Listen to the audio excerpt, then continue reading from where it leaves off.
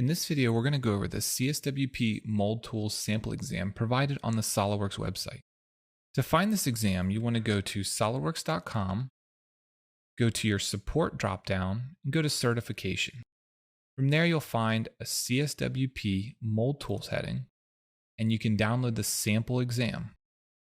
Let's take a look at what this sample exam is asking us. The first question asks us to create a cavity block.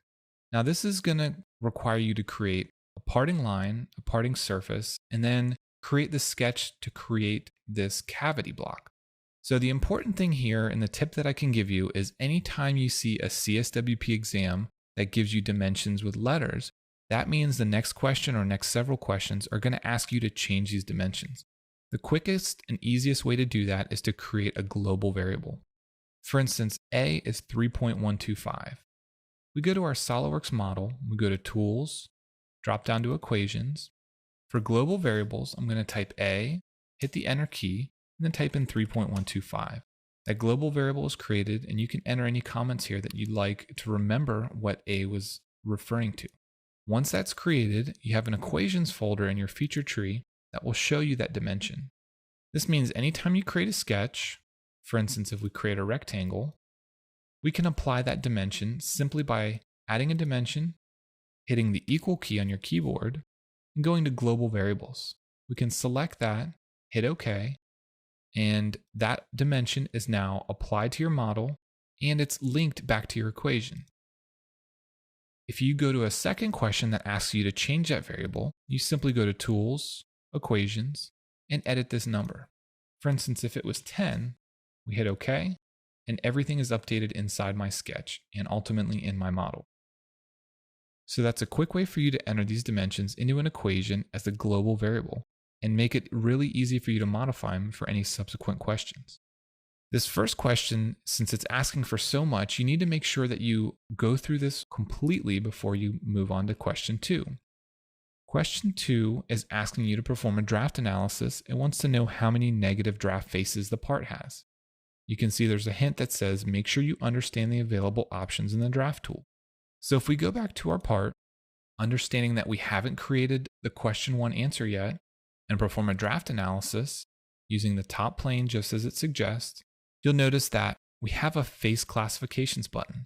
Once you click that, you'll get the numerical output for the number of faces that either have positive, negative draft, required draft, or are straddle faces. The question is asking for the number of negative drafted faces. You can see here we have 5, but we also have 12 straddle faces. And this is because these have positive and negative draft. Because we didn't perform question 1, we haven't actually split these faces yet. To make sure you understand the available options, let's go through creating the parting line. By selecting parting line, selecting your pull direction, you see that we have a draft analysis option. Before we do that, we want to make sure that we select split faces. Because we did have straddle faces on the side, we want to make sure that SOLIDWORKS is going to split that geometry for us. We perform a draft analysis, we hit OK. Now we can hide our parting line and note that we have an upper and a lower section of that face. So now if we come and perform a draft analysis, we're going to have a little bit different result. When you select face classification, you'll get the numerical output for positive, negative, and requires draft faces. Let's take a look at what question 3 is asking. Question 3 is asking you to create shutoff faces. This is something we did in our example and should be pretty straightforward for this example. The problem here is SOLIDWORKS wants you to measure the surface area of those faces. If this is something you haven't done, it's pretty easy to do. Let's take a look at the example. So with our shutoff surfaces in place, we simply select one, go to Tools, and go to Measure. That will give you the surface area for that face. If you want multiple faces, you can select one. You can Control select the others. Once you select all of them, you'll get a total area for all selected faces. When you're taking these practice exams for any of the CSWPs, there's always going to be a hint to make sure you understand what's going on. These hints are going to be helpful for you if you get stuck.